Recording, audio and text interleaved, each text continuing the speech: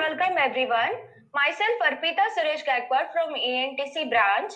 I'm also the coordinator of Page Portal. Today we are gathered here to conduct a second activity, that is pre-topic talk with Team Alpha. Now you would be thinking that what is pre-topic talk? So students are given beforehand some topics. They have to prepare on it and speak at least for 2 minutes. Now, you would be thinking that what points should be included in the topic. So, firstly, you have to initialize the topic. That means you have to give the introduction to your topic. Second thing, what effects are been there of the topic towards a country or society. Third thing, what contribution you are giving towards your topic and what solutions are there for the negative effect. And lastly, you have to conclude the topic. So I think that you have been clear with it. All the best for your activity. Now we'll start. Firstly, I invite Yashraj for his speech. Over to you, Yashraj. Thank you and good morning everyone for giving me opportunity to introduce myself and introducing my role model Cristiano Ronaldo. Cristiano Ronaldo is a Portuguese footballer and he was born on 5th February 1985 in Santo Antonio, Portugal. His father name is Jos Diniz Averio and mother's name is Mario Dolores. His father was gardener at municipality or in that city. Ronaldo was not good student in school, and he was assaulted by his teacher, throwing up chair at him. But he was a keen footballer, and his skills were very good at just age of 14. And he left his school for becoming a professional footballer. In 1985, Cristiano Ronaldo joined the football club national located in their hometown Madeira and showing his amazing skills. The biggest club of their city, Sporting CP, signed him in their club, and then his professional career started over there. There was match between Sporting CP and Manchester United, at which Manchester United's coach Sir Alex Ferguson was very impressed by Cristiano Ronaldo and signed him on that day for Manchester United club. His first season at Manchester United, he scored 3 goals in league match, which impressed everyone in the world. Cristiano Ronaldo is a world-class footballer, as well as his businesses are also at top level. He has his own brands of shoes, perfumes, and footwears. Also, he owns gyms and restaurants in Portugal. In 2009, he became the most expensive player in the world after Spanish giant Real Madrid paid Manchester United 80 million pounds to bring him at Real Madrid. He scored 33 goals in his very first season at Real Madrid. He totally scored 450 goals for Real Madrid in just 9 seasons, which is simply unbelievable, and it's very difficult to anyone to reach at that level. He won 5 Ballon d'Or awards, which is biggest award in football. In 2008, 2013, 14, 16, and 17, he won Ballon d'Or award and conquered the world in football era. I will end my topic with telling Cristiano Ronaldo's his own words that your love makes me strong, your hate makes me unstoppable, which he said in for press conference, which inspired millions of people. Thank you. Thank you, Yashraj. Now I invite Tejas Patil for giving his speech. Over to you, Tejas.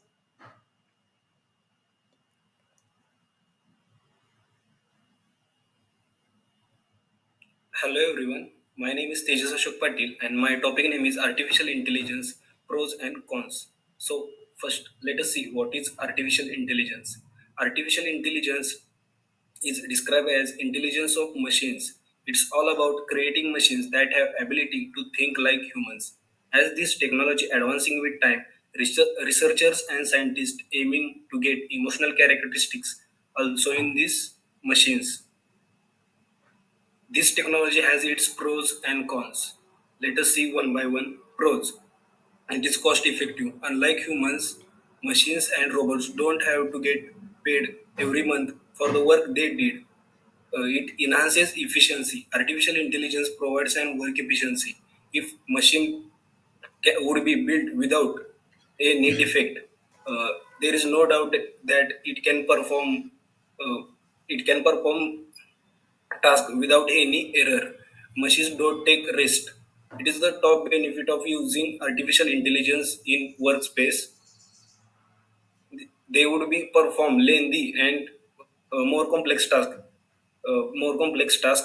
Machines don't have emotions. Unlike humans, there is no emotional barrier coming out in a workspace. Cons. Increasing unemployment and job security issues. As the number of machines increases, rate of people losing jobs increases. Machines cannot feel compassion and sympathy. There is no doubt machines can perform better than a human in as compared in work efficiency, but they cannot replace the human connection to make teams. Risk of loss of data due to some technical issues in machines. Some data get lost and it is difficult to retrieve that data. Exploitation in artificial intelligence. Misuse of this technology can bring world to the destructive end. That's all from my side. Thank you. Thank you, Tejas. It was informative. Now I request Kalpesh Gaikwad for sharing his view on his topic. Yes. So, first of all, thank you for giving me a great opportunity and platform to explaining my topic in front of all of you. So, without wasting so much time, I will start talking about my points. So, my name is Kalpesh Anil Gaikwad. I am from TYENTC. So, my topic name is Impact of Technology on a Job Opportunity. So, we all know about what is an technology. So basically, technology is a science or knowledge put into the practical used to solve some real life problem that can help to make human life easier. But every innovation in a technology has its own pros and cons. That's why I would like to turn your attention on on that point. My point is very clear. What actually impact of technology on a new job opportunity? So I would like to share the what positive aspect of and positive impact of technology on a new job opportunity. So let's start one by one. Technological innovation result in a improved lifestyle and hence consumer increases, demand is increases. That's why result in more employment opportunities increases. If we take an example of 3D printing technology, building a house by 3D printing is a great innovation technological. More people may want to buy their own house. Apart from that, technology increase the productivity and hence reduce the burden on worker to do repetitive tasks, avoid to do repetitive tasks. Also, due to the demand of technology is increases, that's why technical skill youth is also increases, and hence more jobs available for educated youth. The most important positive aspect of technology is technology which is helps to the economy of our country. This is all about the positive impact of a technology on a new job opportunity. So, as I told earlier, every innovation in a technology has its own advantages as well as disadvantages. So, let's move on negative aspects and negative impact of technology on a new job opportunity. So, let's take one by one. So, immediate result in a new technology will be loses the jobs. So, machine and automation replace the low skilled worker. Not even low skilled worker, even semi skilled worker, as well as high skilled worker are at their job threat. due to the new wave of technology like artificial intelligence. Due to that, employment is reduced day by day of a technical skill person. The most important negative aspect of a technology is a technical advancement is forcing to the person to continuously update their knowledge to sustain themselves in a job market. From overall all positive and negative aspect of a technology on new job opportunity, I will conclude here. In my opinion, continuous learning and updating their skills is a need and solution against the threat of technology because technology change the nature of our jobs. Thank you so much. Great, Kalpesh. Now I request Shrikant Harpat for giving his speech. Over to you, Shrikant.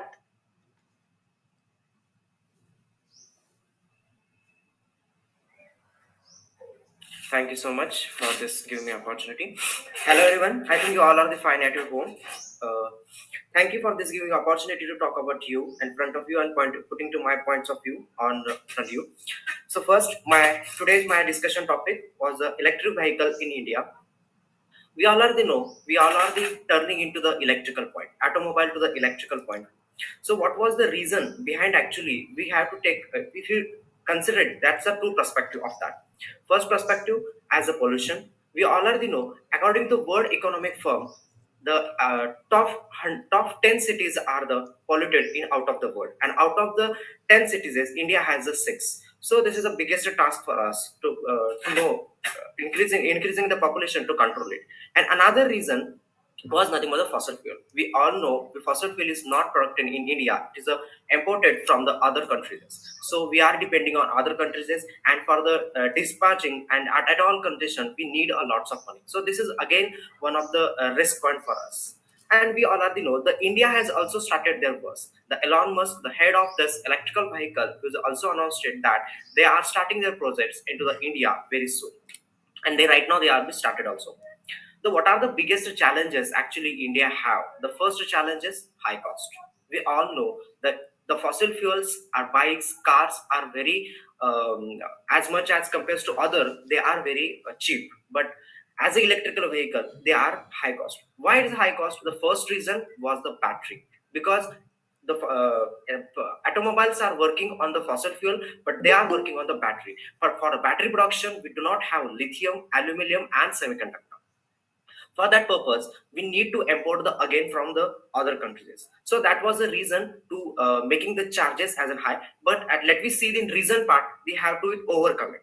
The another point of this is in a our charging point. We all are, every, if you calculate the one survey of according to the 2019 survey of Nitin Gadkari's information, every 10 kilometer we have one petrol pumps. We have one petrol pumps. But if you talk about the electrical vehicle charging point, but we right now up to the 2016 we have only 300 petrol pumps. But this is a lack of what we say petrol pumps. So that's why that was the maker, we do not use the electrical vehicle, that makes us some reason. Another point is nothing but the importing material. Recently I talk about that, what about the lithium, what about the aluminum, what about the semiconductor, again these are not productive in India, so we are importing from them. So this is again one of the biggest tasks for us to how to take them. Another is the skilled force. We do not have a skilled force as much as, because see, this is not an Indian part, this is again outside part of this India. So again we importing the knowledge, again we taking them some skills from them, and we importing. So this is one of the reason. Next, let me see the what are the reasons, what are the, see, we see the reasons, let me check what are the doing India, what we do actually. According to the information of Nitin Gadkari ji, this is, see, he as a union transport minister, and according to his information, they are starting their operations from the 2023. First to 2023, they are starting their pilot project in which they are working on the increasing the petrol pumps. They are working on it up to the from the 2023 after the announcement of Elon Musk. Next project they are starting in 2026. This is the name of the process manufacturing program, in which under they are starting their manufacturing manufacturing factories at a different place. Right now, Uttar Pradesh has their own research center and own production house. Recently, India, Maharashtra also is starting on that. The our CM also told that they are also working on the research center. So last next one, recently they launched this in the 2019, the National Mission Transformation Mobility and Battery Storages. I recently talked about the lithium, and for that purpose Uttar Pradesh has started their one research center, and on that we are working on the battery consumptions, how to increase the battery consumption. Because see, if we fossil fuels are working as much as more up to as compared to the battery, so we are working on it, how to increase the consumptions of that. Means less battery, we have to travel it more and more distance, so we are working on it.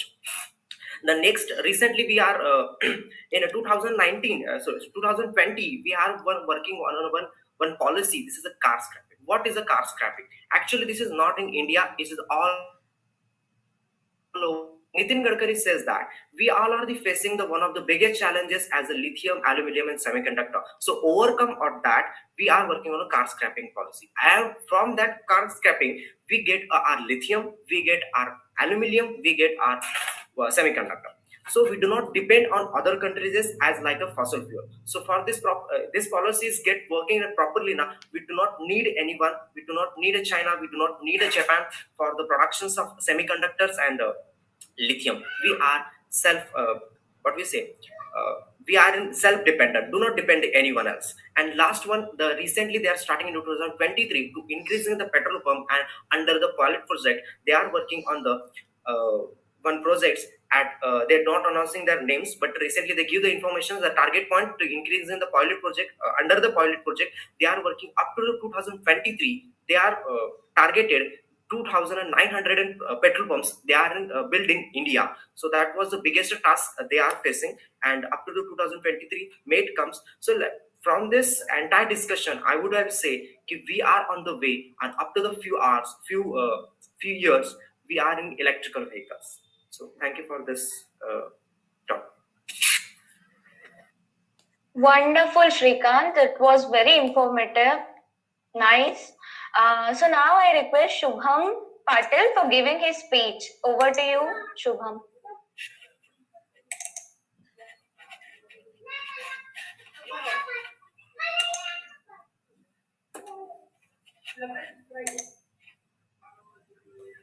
Hello everyone.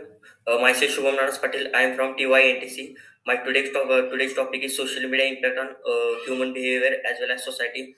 So nowadays, social media is a part of our life. Social media does biggest role in our life and society. It causes some positive and negative impacts on human behavior as well as society. So first of all, we discuss a positive impact of a human behavior.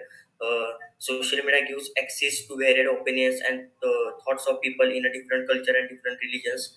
Next is and people expanding their knowledge through the social media. Some people are using social media to share their contents. Then the positive impact of social media on our society. Social media gives equality by enabling everyone to send their contents to a larger audience.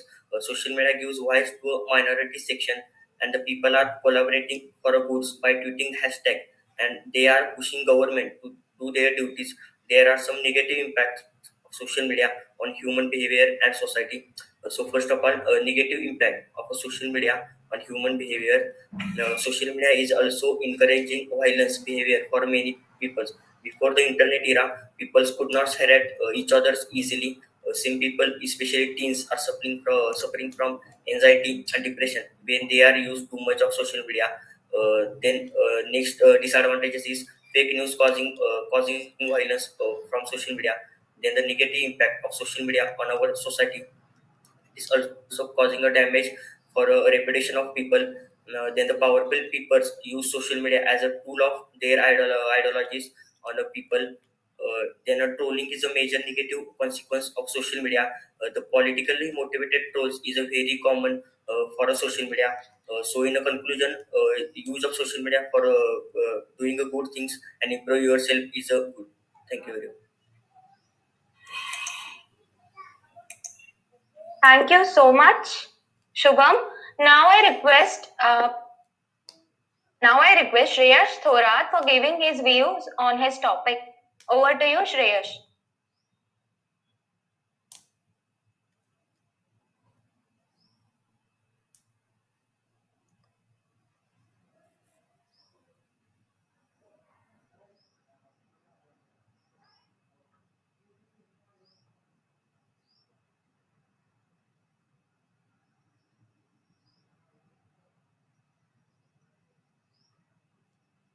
Shreyash? Wait a minute.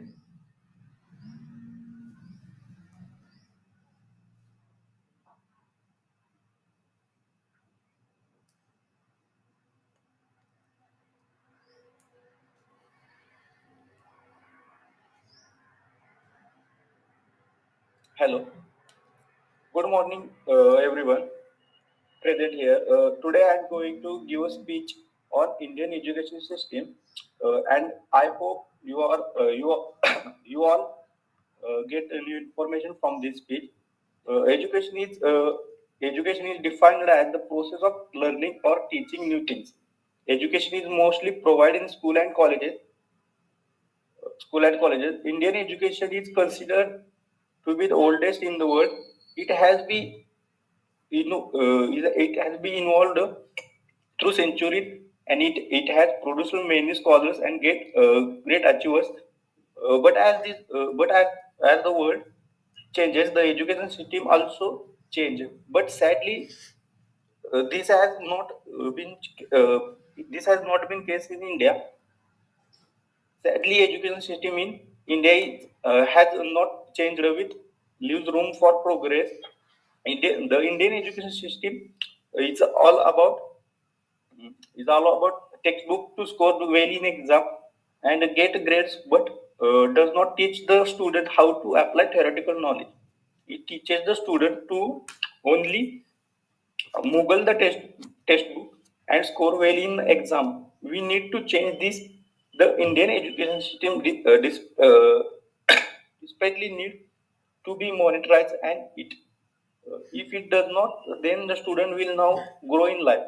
The student should be encouraged to learn a new thing by teachers. They should teach the student how to apply theoretical knowledge. Financial education is not tough to student in school. Uh, the student should be teach the skill that could help them making money. Education institute should teach the student the method in which money could be invested, such as stocks, gold, real estate, etc. To conclude this speech, I want to say that entire classroom, uh, entire education system teaches the student about what to know through textbook for scoring in exam, but in, but does not allow the student to learn about what and they should know. It is very important that the student should be teach about financial education, and this can only be done only modernization the entire education system. Thank you. Thank you, Shreyash. Very good. Now I request Saurabh Pawar for giving his speech. Over to you, Saurabh.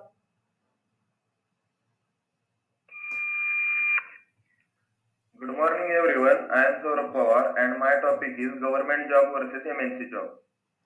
First of all, I am divide it into some parameters. First parameter is job security. In government job, job security is a guaranteed. In private job, there is no job security. It depends on our performance and market. Second parameter is job growth. There is little job growth in government job, and senior position in government job comes after patience of some years. In private sector, with respect to promotions or good performance can lead to quick growth. And third parameter is job benefits.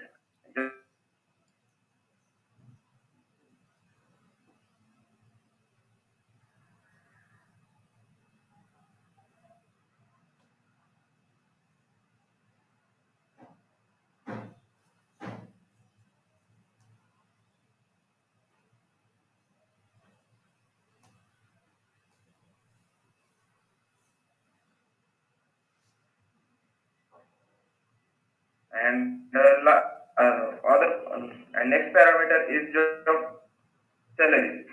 In government job, there are fixed job salaries with scope of increment only release of new pay commissions.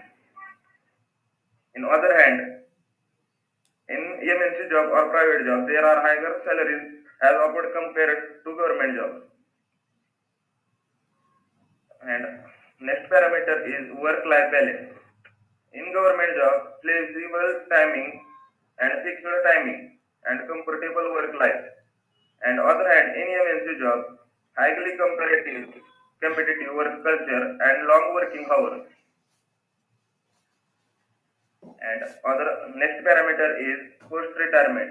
In government job, provide pension, medical benefits post-retirement. And other hand, in MNC job, there is no such a post-retirement benefits or pension. Professionalism. Work setting may lack of professionalism and punctuality. In government jobs, in private jobs, there are settings are famous for their professionalism and cut throat and work ethics. And lastly, conclude this speech is both jobs are good and both jobs are there on one's level. So only one things are matter. That's are our mindset. If our mindsets are strong, then no any problems are occur. Thank you. Thank you, Saurabh. Nextly, I invite Prathamesh Shende for giving his views on his topic. Over to you, Prathamesh.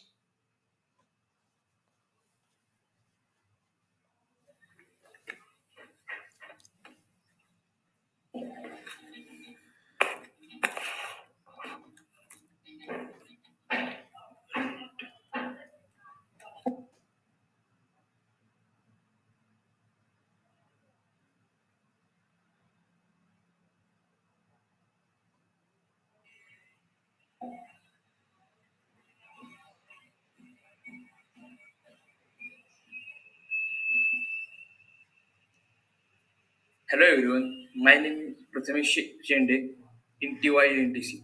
My subject is generation gap. Uh, First, we introduce it. Generation gap is the gap between age of children and their elder ones. But now this gap is continuously increasing because of difference among the values and ideas also.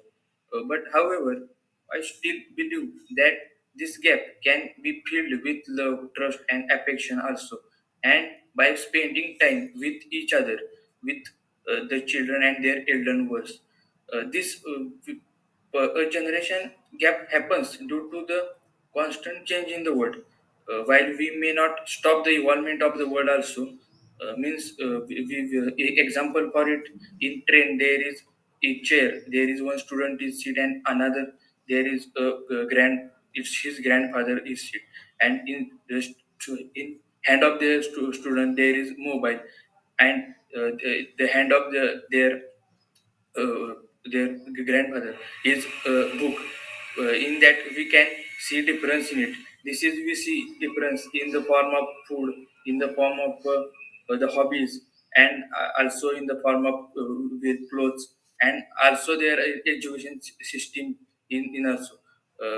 Each person must respect everyone for their individuality rather than fitting them into a box they believe to be right. The generation gap impacts relationship also. It creates a difference between them. It from my side. Thank you. Good, Prathamesh. Thank you. Now, I request Prashant Bedre for sharing his views on his topic. Over to you, Prashant.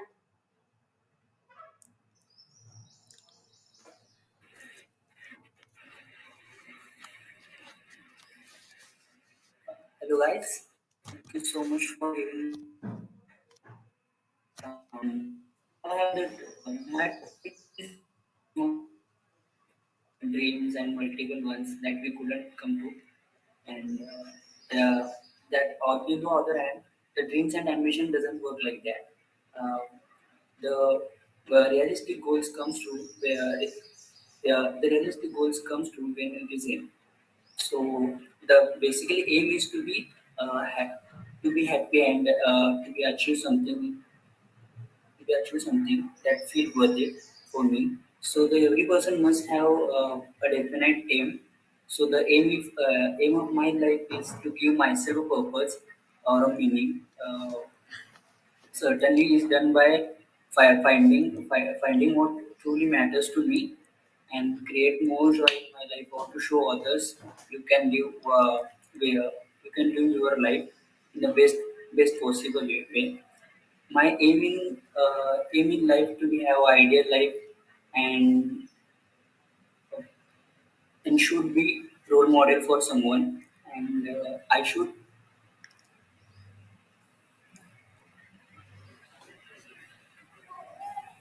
lead my life in a unique way. I should never lose my self-respect, and should be independent always. I have to prove myself in the chosen career, and be in top always. Talking about my goals is to be with Place Game is such a good company where I can be enhance my career, and where I can build my career easily. So that's all about me, and thank you for giving this opportunity. Thank you, Prashant. Now, last but not the least, I request Abhishek for sharing his views on his topic. Over to you, Abhishek Kolekar. Thank you. Thank you for me giving this wonderful opportunity. I am Abhishek and I am going to deliver a speech on developing India. Yes, India, the Republic of India. It is a country in South Asia and it is seventh largest country by area and second most populated country and world's famous democracy in the world. India's development and growth has been one of the most significant accomplishment in recent times. For example, healthy saving, investment rates and increasing integration play a big role in global economy. India being sixth largest economy in the world, and India has brought about a startup revolution that has changed the country. Now, question arises: is India still developing? Yes, even after 75 years of independence, India is still labeled as a developing country. We are spending less than 5% of our GDP on important areas such as health and education, and 12% of our children which are identified as a child laborers and 2.5 million people were living with HIV. Almost 25% of my Indians are poor and where millions were using smartphones. In India, there are many different countries, yes, countries, and in no doubt, in some area we are developed a country. Today's youth, which is living in a society which is defined by multiple languages, religion, and political thoughts, yet they define their generation which is different from their fathers and grandfathers. This took them to the unique position which take to the growth of India's, and we have to focus on women's safety and corruption. Corruption has marred a growth towards a great extent, and present and past government has far been unsuccessful in giving permanent solution to the corruption. Now, I will leave on you it to decide whether India is developing or not. Thank you. Thank you so much, Abhishek. It was wonderful and informative too. Now, lastly, I would like to thank all of you for your efforts, time, and supporting me for this activity. The purpose of the activity was to enhance your knowledge and inculcate confidence within you. So, now I declare that the second activity is over now, and we'll soon meet in third activity. Till then, thank you.